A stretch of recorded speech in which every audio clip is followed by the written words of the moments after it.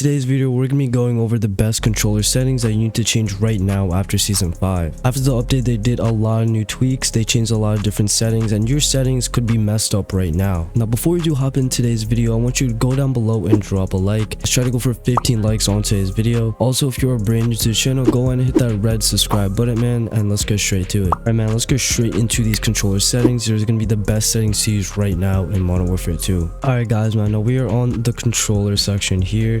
So of course, aiming input device, man, you know, it's got to be controller. If you're looking for PC settings and all that, this is not the video for you, and I don't use a keyboard and mouse. Now for the inputs, you really don't have to change anything here. I mean, if you want, you could change the button layout, but personally I don't really change that. Stick layout preset, I don't change that either. Now for controller vibration, most of you guys probably do have this off, but for those who don't, I highly recommend you to go ahead and turn this off. During a gunfight, you don't want your controller shaking. It's gonna throw you off, mess up your aim, and it's gonna completely, like, you're gonna lose the gunfight. Here you go, man. Now we're on to sensitivity.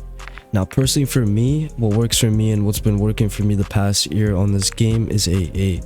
Now this could work for you, but it also could not work for you. It might be even too quick for you. So depending on your playstyle, you could either bump this up or you could lower it. How I recommend you actually go ahead and try this out. Go into a custom game, lower the sensitivity, keep testing it out, man. Like first try 6.6, then try 7.7, and then try 8.8, and keep going up and up till you feel like your aim is accurate. Keep trying out different sensitivities till you feel like you found the perfect one. Do recommend you go ahead and shoot bots. It's gonna help you a lot. Sensitivity multiplayer, I don't really change it just because, like, I don't really use vehicles. Like, I just play ranked and multiplayer. Like, I don't recommend you change that. Now for the gameplay tab. Now there are a couple things I do recommend you go ahead and change. So if you guys go ahead and go to automatic sprint, you guys want to go ahead and put it to automatic tag sprint.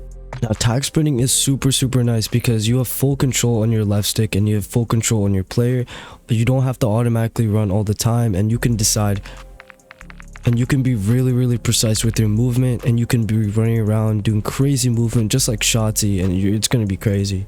So go ahead and put automatic task sprint if you haven't already. Now the next thing I do recommend you go ahead and change is going to be the interactive behavior. Just make sure it's on tap to reload. If you're playing Warzone, I do recommend go ahead and put it to tap to interact. Just so like when there's items and chests and all that, you just want to press square and you can pick them up instantly without holding it down. Guys, we are on the advanced tab right here. Now this is going to be super important. You guys gotta pay attention. A target aim assist, go ahead and put this to on. There's no reason why you should have no aim assist on this game. Aim assist type, the best one as of now is default. Don't recommend you try out any of these. I mean, you can try it out, but I don't recommend you even have these on. Most pro players in this game are rocking default, and for the next games, for the future Call of Duty games, it's always going to be default aim assist. Highly recommend get used to default. It's very good, and literally your aim is still going to be godly. If you guys go ahead and go down here, you're going to see the aim response curve type. You want to go ahead and put it to dynamic. Now the reason why is that pretty much when you're looking around, when you're looking at enemies, tracking and all that,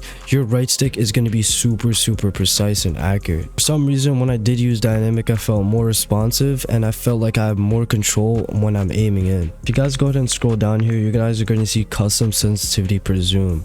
So go ahead and click on show more. Then for these settings down here, the only thing I do recommend changing is going to be the low zoom. So you want to go ahead and try this out. So I'm actually right now, currently I'm using 0.93.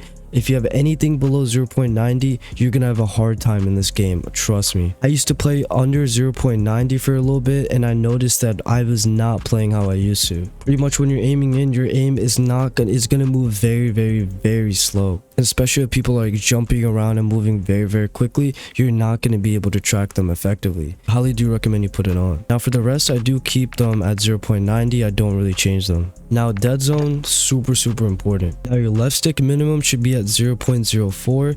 This is how I'm able to move around very quickly. Pretty much the easiest way to explain this is that if this number is higher, it's going to take a longer time for your left stick to register to move your left stick. Same thing goes for the other options. Now for the right stick min, this is going to be your actual dead zone setting. Now this setting might be different for you because you're going to have to test it out based on your controller, but I do recommend go ahead and go to a custom game, and if you're reticle, if you notice that your stick is moving by itself without you touching your controller, I do recommend you bump this number by 1 and keep trying it out and see when it stops. For me, 0.05, since I do have a relatively new controller, I noticed that 0.05 and no stick drift at all.